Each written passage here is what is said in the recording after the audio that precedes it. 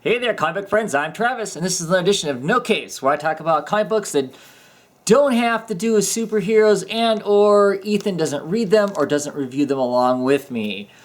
First up, we're going to talk about I Love Trouble number 3.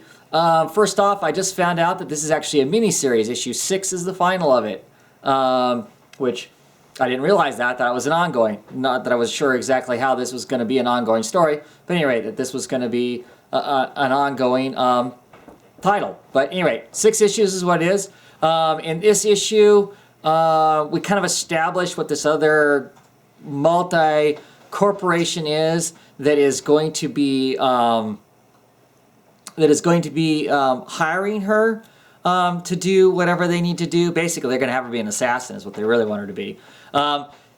It's an okay story. The art's kind of interesting, how it tells a story, how it bounces through stuff. It is different. I kind of like it for that it's different. As DaCosta DC Comics refers to it, it's kind of a graffiti art kind of style, the flavor of the artwork. And so it's kind of cool for that.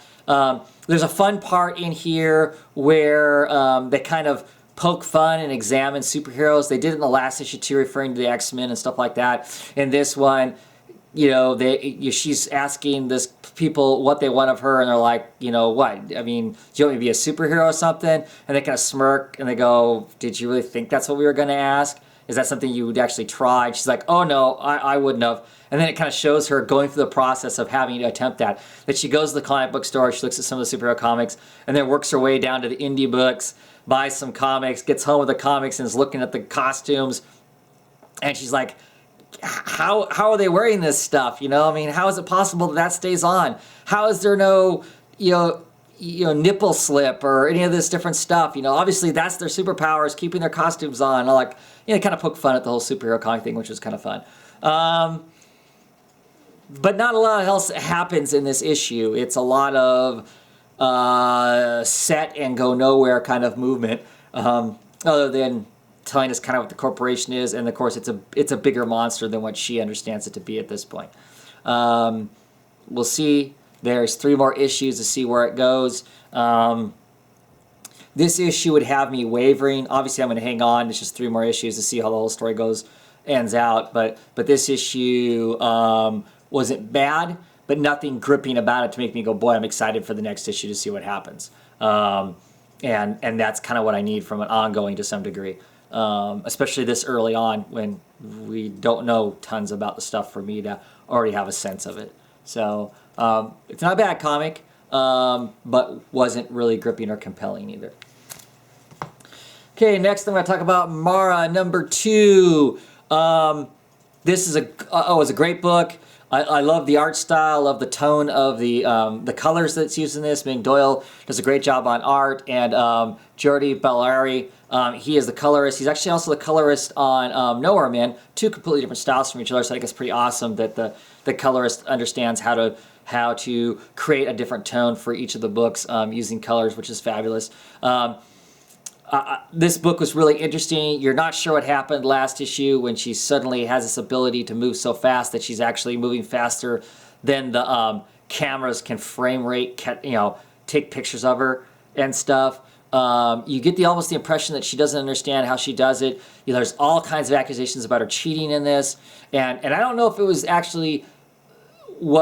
the intent of the creators of this book to give me an interesting question to make me really ponder what is cheating. Obviously, if there are rules that say you shouldn't use pharmaceuticals like we have in most professional sports now that say you're not supposed to be using steroids or all that kind of stuff to give yourself the advantage, that's cheating. We all know that's cheating. There's rules that say that. But is it cheating if your just natural born talent allows you to be better than everybody else? Is that cheating? It's not, right? Well, what if she is some genetic DNA mutated freak? Not that she did anything to make herself that way, but that she is, and she has this ability to move faster and be more powerful than anyone else. Is that cheating? Until you understand you have that ability, and use it against everybody else. And even then, is it really cheating just because you have the advantage over everybody else? Certainly any professional sport that can be played right now, even if I practiced a whole bunch, I'm just not naturally gifted in athletics. If I went up against somebody who is naturally gifted in athletics, is it cheating that they use those talents to beat me in a game of something? And in this issue, the last page is a shocker. I didn't think we'd go where we went there. And really, really interesting. And now I'm really, really fascinated to see where this story is going to go and what happens next. Very, very interesting. Really enjoying this issue 2 of Mara. Okay, next up we got issue 4 of 5 of Lot 13. Holy crap. Lots of gore, lots of grim grayness. We get some story in here, though. They come up with a plan to how they think they're going to defeat what's really evil in the thing. Dad of the family is obviously dead at this point, so he's trying to use that to his advantage, along with a few people who have been trapped in this. We kind of get their backstory, find out how they were really killed. They go back and they kind of rewrite time to some degree. So one of the people that was killed in the 20s, she still ends up, I mean, she's still dead, obviously, but it kind of frees her from this trap, this place they're in, this evilness that's going on, that was created by the judge that judged the original people we saw murdered in the 16th century. There was some black magic hokum pokum that went on before their bodies were then tried for blasphemy for supposedly killing themselves, which they, of course, didn't. They were killed by others. Really, really fascinating. I don't know if the story is like really gripping as far as being really deep or anything. It's an entertaining read as far as kind of a horror, gore kind of a story. Works for that. The art, absolutely love it. I would be deeply fascinated to see this artist on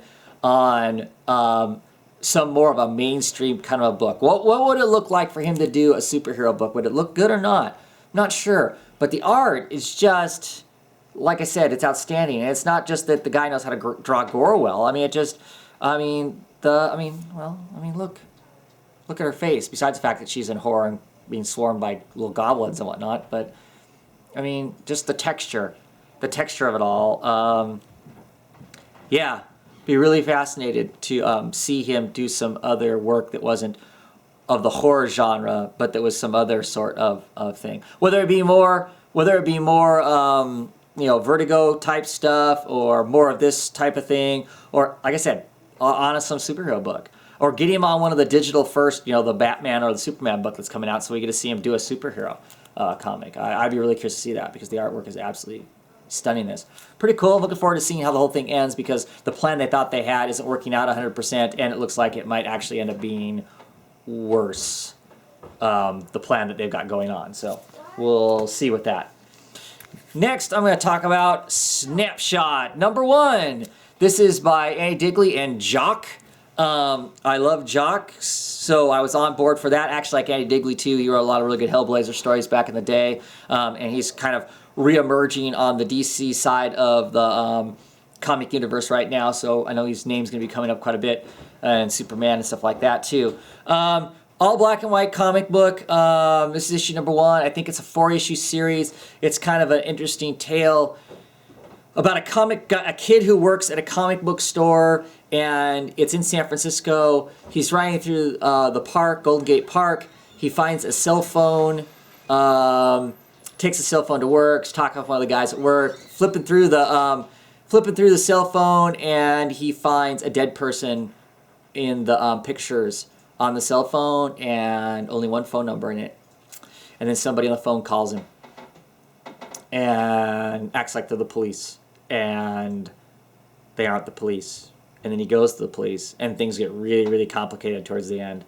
It's pretty cool. Like I said, I really like the art. I like Jock's style. I like his heavy inked, edged, lined look to it. Is pretty good. These are two really good creators. The ending of this issue has a little bit of a twist to it. Otherwise, to some degree, it's straightforward, not bad. Interested to see what's going to be next. Have no issues whatsoever with picking up the next couple issues to see what happens. Yeah, it's pretty cool. From Image Comics. Snapshot, black and white. And lastly for this time, we'll talk about Multiple Warheads number 4 of 4. Number 4 of 4, all for you.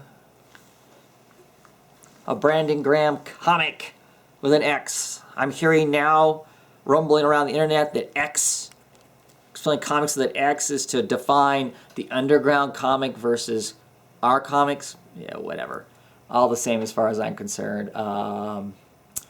But does anything end in this issue? No, not whatsoever. Nothing at all. Doesn't tie up any story. Didn't really expect it to. Is the artwork still absolutely outstanding and gorgeous for its menagerie that it is? Yes.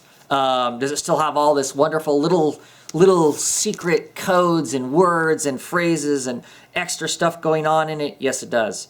Does it have this kind of bizarre humor to it that just gives it its own unique charm? Yes, it does. Once again, certainly, do I want every comic to be like this? No, not in a million years. But there is a flying whale with a little city and a tree, a money tree on it.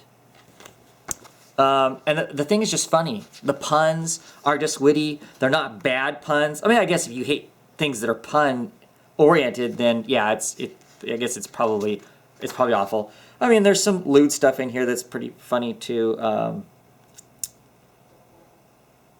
You know, it's like this money tree. This guy goes, the tree gave it to me, talking about this money. Money grows on trees? What'd it give you? $3 is what it gave me. $3 is what it gave me. What a pleasant tree. Enough of these pleasant trees. And then later on, some guys are walking away from the tree. I asked for green, and look what the tree gave me. Showing him something. It's not money. Not money. You should try another branch, the other one says. And then one of them with pokey pants, because this is, of course, a mature comic, says, it gave me wood. Anyway, but I think pretty funny in its own way. But I mean, it's comic through and through. All 40-some pages of it is comics for the outrageous price of, I don't know what. What did I pay for this? $3.50? $2.99? I don't know, because it doesn't say what the price is on it. Oh, $2.99. For $2.99, I got 40-some pages. Even the back is a page. And right here is our author artist. There is his face with his head split open. And it says here, after this whole thing is ended, hey dude, hey Brandon, so let me get this right. This story continues in the next series called Multiple Warheads, Ghost Town. Question mark. And he's saying, here he is, a character of himself, goes, yeah. And that you'll get that out in like a year or so when you have drawn 3 or more issues, question mark. And he's like, yeah, And here it's got tagged and it says that he's on Multiple Warhead Ghost Town number 1, page 15 right now. So every year we'll get 4 issues or so of Multiple Warheads telling this big, long, gorgeous story. I hope the guy can continue it. I don't really care. I mean, there is an underlying plot that goes along through it and whatnot, and we're slowly getting to that, and it's pretty cool in and of itself. But all the extra stuff that goes along with it, all just the little things, they meet a sphinx, and just, it's just outstanding. That alone, it's just such a smart, strange comic that I don't care. I don't care if it's telling me some deep story or not. It's just too cool. It's got way too much mind candy in it, not to be fun and cool. So excited. When the next one comes up, I'll keep my ears peeled. If you hear about it before I do, make sure you let me know so I don't miss it on my poll. Anyway, that's it for this No Capes. I'll be back relatively soon with another No Capes. So have a good one, everybody. Bye.